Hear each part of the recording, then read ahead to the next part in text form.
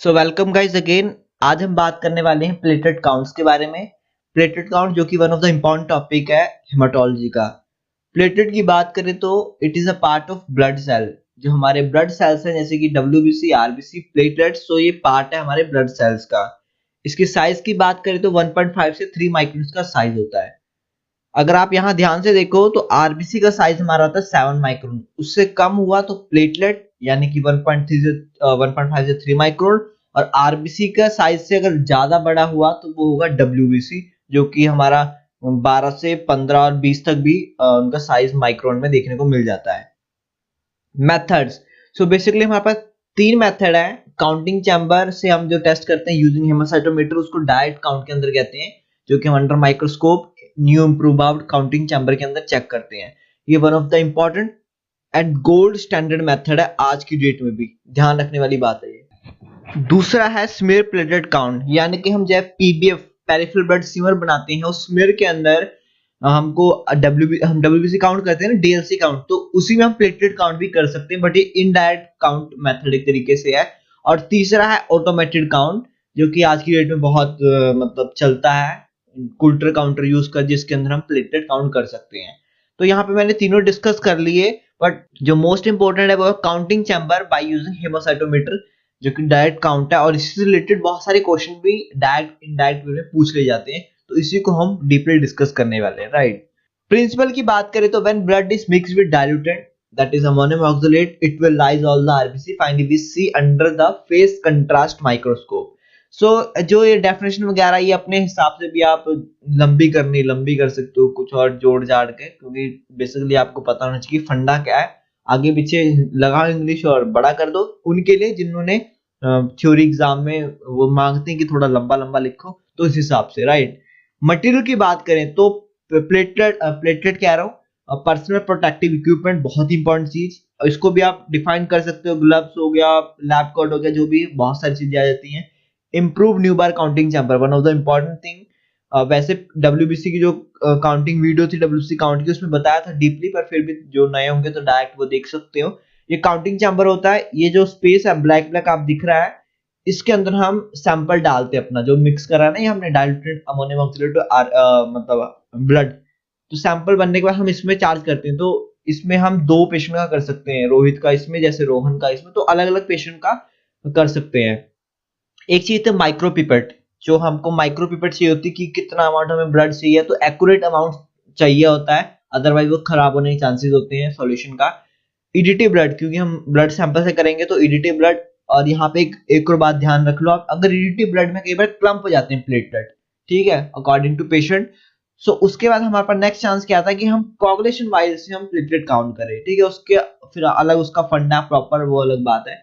Then एक हमको चाहिए अमोनियम ऑक्सलेट, जो कि 1% होता है, one of the important thing है, क्योंकि डाइल्यूटेड है, इसके बिना तो काम चलेगा ही नहीं।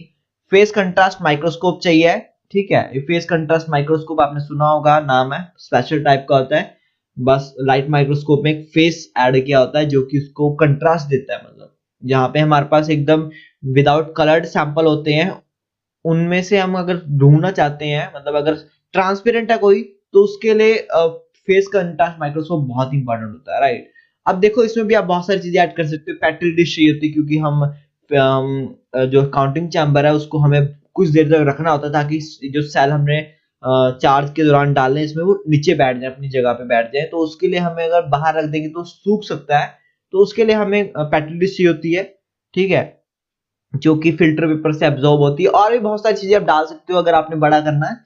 राइट, एक और बहुत इंपॉर्टेंट चीज डाइल्यूशन, तो इसकी डाइल्यूशन क्या होती है, 1:20। 1 पार्ट हमारा ब्लड होता है और 20 पार्ट अपना diluent, that is ammonium oxalate, 1% ammonium oxalate. Right, procedure की बात करें तो one of the important thing है ये कि प्लास्टिक की हमें छोटी सी ट्यूब चाहिए होती है। ये सब प्रोसीजर क्या है, हमें प्लास्टिक की ट्यूब चाहिए, इसकी जगह हम ग्लास वाइल भी ले सकते हैं, पर ग्लास वाइल की जगह प्लास्टिक की प्रेफर ज्यादा की जाती है। राइट, करना क्या है, 950 माइक्रोलीटर हम ammonium oxalate in the tube, तो 950 माइक्रोलीटर अमोनियम ऑक्सलेट हमें इस ट्यूब में डालना है, जो कि हमारा रिएजेंट है एक तरीके से, और 50 माइक्रोलीटर ईडीटी, तो 50 माइक्रोलीटर ईडीटी ब्लड डालना है। उसके जो ब्लड डालेंगे उसको मिक्स कर लेना पहले अच्छी तरीके से, ठीक है, ये प्रिकॉशन वगैरह बहुत ध्यान से देखने वाली चीजें, और आगे मैं डिस्कस भी करूंगा। तो अगर आप यहाँ पे ध्यान से देखो तो 1 into 20, 1 पार्ट ब्लड का दैट इज 50, अगर 50 into 20 करेंगे तो 1000 होगा। तो फाइनली जो हमारी डायल्यूशन बनेगी वो 1 into 20 बन रही है। प्लस इसकी जगह हम कुछ और डायल्यूशन ले सकते हैं, बट हमने डायल्यूशन सेम रखनी 1 into 20, अमाउंट हम चेंज कर सकते हैं। जैसे 380 माइक्रोलीटर हम अमोनियम ऑक्सलेट, जो कि मोस्ट ऑफ बुक में आपको देखने को मिल जाती है, और 20 माइक्रोलीटर ईडीटी ब्लड सैंपल भी ले सकते हैं। अगर सेम चीज उसमें भी करेंगे तो वो भी हमारा 1:20 डाइल्यूशन ही बनेगी। उसके बाद हम मिक्स करते हैं डाइल्यूट, ये सैंपल इसको मिक्स करेंगे और 5 मिनट तक रख देंगे। इस 5 मिनट में क्या होगा, जो हमारा अमोनियम ऑक्सलेट है वो आरबीसी को डिस्ट्रॉय कर देगा। जो भी आरबीसी होंगे वो डिस्ट्रॉय हो जाएंगे, हमारा बचेंगे क्या, प्लेटलेट और डब्ल्यूबीसी। डब्ल्यूबीसी तो बहुत बड़े होते हैं, प्लेटलेट बहुत छोटे, तो दोनों में जमीन आसमान का फर्क दिखेगा, जिसकी वजह से इजिली हम उसको अंडर माइक्रोस्कोप देख सकते हैं, राइट। फिर हमने चार्ज करना है काउंटिंग चैम्बर में। जब भी मैं काउंटिंग चैम्बर बोलूं तो अभी इसको ध्यान में रखना है कि यहाँ पे हम पिपेट से हल्का सा जैसे टच करेंगे तो बाय द कैपिलरी रिएक्शन इसके अंदर चला जाएगा अपने आप, जो भी हमारा सॉल्यूशन होगा। तो इसको कहते हैं चार्ज, जो ये प्रोसेस होता है इसको कहते हैं charge. So charge the counting chamber using pipette. उसके बाद और चार्ज करने से पहले हमें थोड़ा मिक्स भी कर लेना है इसको, ये मैं आगे डिस्कस करने वाला हूँ deeply. Keep the charge chamber in the moist petri dish. इसके बाद हमें इसको रखना पड़ता है थोड़ी देर। अगर हम रूम टेम्परेचर पे रख देंगे तो 5 से 10 मिनट, यानी बहुत बड़ा गैप है। और अमाउंट कितना है, 0.1 mm पर क्यूब इसके अंदर सॉल्यूशन होता है। जो काउंटिंग चैम्बर है 0.1 mm, सोचो आप थोड़ी देर में सूख जाएगा वो। तो इसीलिए हम क्या करते हैं, पेट्री डिश, जैसे हमारी कल्चर मीडिया बना पेट्री डिश होती है वैसे ही, पर वो बहुत बड़ी सी होती है, बहुत भी नहीं, थोड़ी बड़ी होती है उससे, ताकि काउंटिंग चैम्बर उसके अंदर आ जाए। उसके अंदर नीचे हमें उसी पेट्री डिश के नीचे हमें वो रख देते हैं फिल्टर पेपर, जो कि पानी से थोड़े से एब्जॉर्ब होते हैं, ताकि वो मॉइस्चर बना रहा है, वो सूखे ना, जो भी हमारा सॉल्यूशन काउंटिंग चैम्बर के अंदर पड़ा हुआ है। मेन मकसद ये होता है। फाइनली हम उसको अंडर माइक्रोस्कोप देख लेते हैं एट 40x, राइट। अब हम देखने वाले कैसा होगा। तो ये काउंटिंग चैम्बर का एक पार्ट है, जैसे रोहन और राहुल मैंने बोला था, तो टेक एग्जांपल ये रोहन वाला पार्ट है। तो इसकी देखें 1 mm का ये होता है, 1 mm का ये होता है, 1 mm का ये होता है, तो टोटल हो गया 3 mm, राइट। 3 mm का इसका क्या होगा, लेंथ, 3 mm इसकी ब्रेथ होती है। और अगर एरिया देखें तो लेंथ इनटू ब्रेथ यानी 9 mm। तो अगर ये समझना है तो छोड़ो, कोई बात नहीं, किसी अलग वीडियो में काउंटिंग चैम्बर के बारे में डिस्कस करेंगे। बट ध्यान रखो कि 3 mm इसका लेंथ होता है, ठीक है, यानी 1 mm का ये एक स्क्वायर होता है। डेप्थ यानी कि कितना इसके अंदर पानी आ सकता है, ठीक है, पानी बोल रहा हूं मैं, आप समझो सैंपल आ सकता है 0.1 mm पर क्यूब, ठीक है। 0.1 को हम 1/10 भी लिख सकते हैं। 0.1 बहुत ही कम अमाउंट है, यानी बूंद से भी छोटा सा अमाउंट, राइट। हम कहाँ काउंट करते हैं, अगर डब्ल्यूसी की बात करें तो डब्ल्यूसी काउंट होते हैं इन बड़े वाले में, इसमें, इसमें, इसमें और इसमें। ये चार जो कॉर्नर वाले हैं बड़े बड़े, इनके अंदर डब्ल्यूसी काउंट होते हैं। सेंटर में काउंट होता है हमारा प्लेटलेट, ध्यान रखना, सेंटर में काउंट होता है प्लेटलेट। और सेंटर में भी पूरे में काउंट नहीं हो रहा है, सेंटर के 5 में, 1 2 3 4 5, इसको ध्यान रखना। तो क्या हो गया, अगर हम इसको लिखेंगे कितने में काउंट हो रहा है, 1/5, क्योंकि 1 में नहीं हो रहा, 1 के भी 5 हिस्सों में, इसलिए हम क्या लिखेंगे 1/5। अगर देखिए भी कितने में काउंट हो रहा है तो 1/5। और डब्ल्यू की बात करें तो कितने में काउंट हो रहा है, 4 में, 1 2 3 4। तो ये थोड़ा डिफरेंस है, आप समझो, ताकि कैलकुलेशन में इजी हो आपको, राइट। कैलकुलेशन सबके लिए कैलकुलेशन सिमिलर रहती है इनके लिए, जो भी ऐसी चीज होती है। नंबर ऑफ सेल काउंटेड, यानी कि हमने कितने सेल काउंट किए, सपोज हमने सब में 50-50 काउंट करे, तो 50 × 5 2500 हो गया, राइट। 50-50 काउंट करे हमने सबने।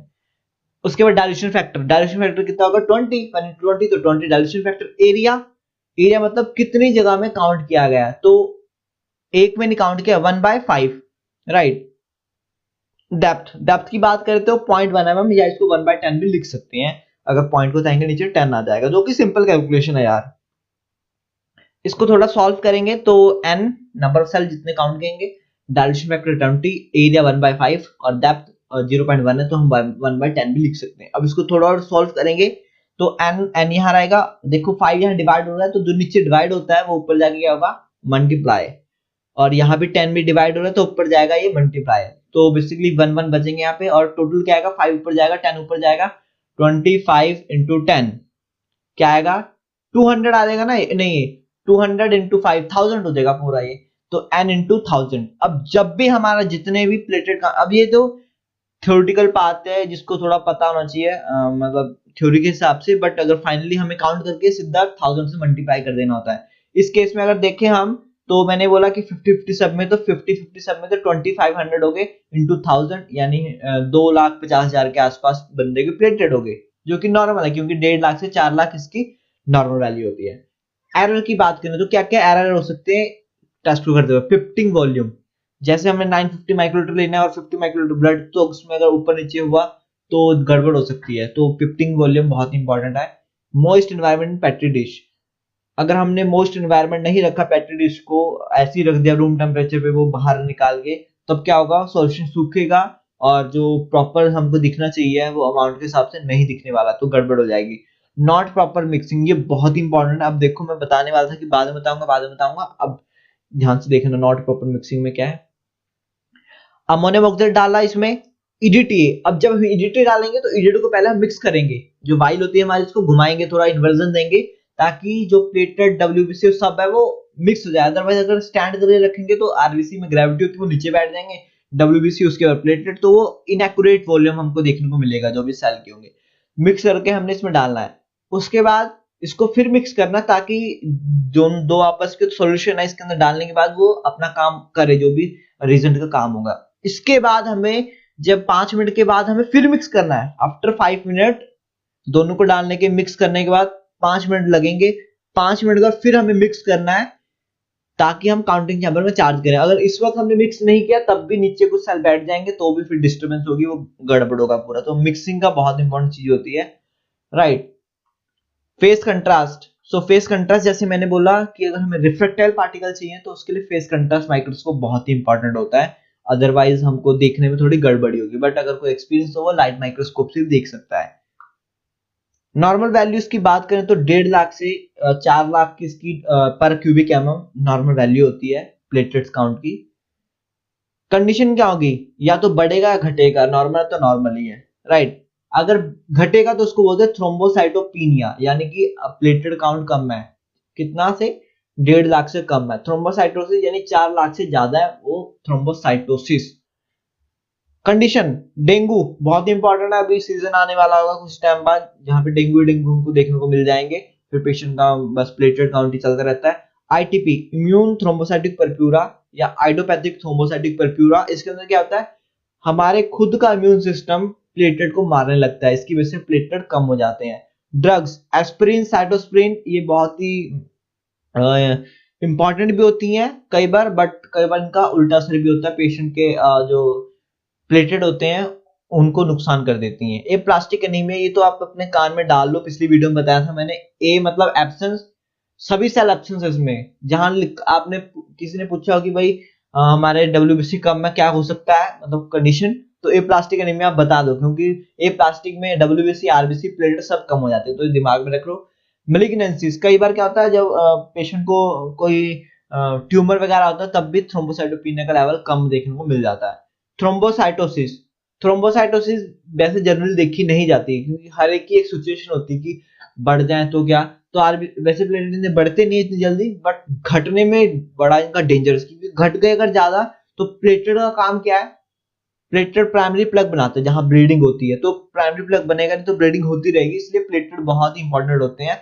जिन पेशेंट में ध्यान रखो, कई बार नाक में से खून निकलता है गर्मियों के टाइम में, कान में से निकल जाएगा, जो हमारे दांत होते हैं इनके गम्स में भी निकल जाता है कई बार, थोड़ा सा ही रगड़ा ब्रश से, तो उन पेशेंट में ये दिक्कत होती है कि प्लेटलेट कम हो जाती है। ये एक टिप भी आपको, ताकि आपको पता हो कोई अगर ऐसा कर रहा हो तो भी शायद प्लेटलेट कम हो सकते हैं उस पेशेंट के। थ्रोम्बोसाइटोसिस बढ़ जाए तो मैंने ऑलरेडी बताया कि ऐसी कोई सिचुएशन जनरली देखने को नहीं मिलती, बट फिर भी सब कुछ तो होता ही है यहाँ पे। तो सबसे पहली जो कंडीशन है वो होती है क्रॉनिक माइलो प्रोलिफरेटिव डिसऑर्डर। ये कॉमन है, नाम याद कर सकते हो, कहीं पे पूछा जाए तो आयरन डेफिशिएंसी एनीमिया, मतलब आयरन जहां डेफिशिएंसी होगा वहां पे प्लेटलेट का कुछ पंगा रहता ही हमेशा, वो कम हो जाएंगे। या hyper activity of bone marrow, जैसे हमारा प्लेटलेट नहीं, बोन मैरो की हाइपर एक्टिविटी यानी वो बहुत सारे सेल बना रहा है, तो उसमें हमारा प्लेटलेट भी देखने को इंक्रीज मिल सकता है, डब्ल्यूबीसी और आरबीसी भी। इसको कहते हैं hyper activity of bone marrow, जो कि इन एबनॉर्मल तरीके से कई बार रिस्पांस देने लग जाती है। तो ये सब चीजें थ्रोम्बोसाइटोपेनिया, कई बार हमें जो कीमोथेरेपी देते हैं पेशेंट को तो बोन मैरो में दिक्कत आती है, उसकी वजह से भी प्लेटलेट कम बनते हैं, तो वो भी कंडीशन लिख सकते हो। तो यहाँ वीडियो खत्म। उम्मीद है आपको वीडियो पसंद आई होगी, तो लाइक कर देना, और अगर कोई क्वेश्चन हो तो वो पूछ सकते हो आप। And thank you all.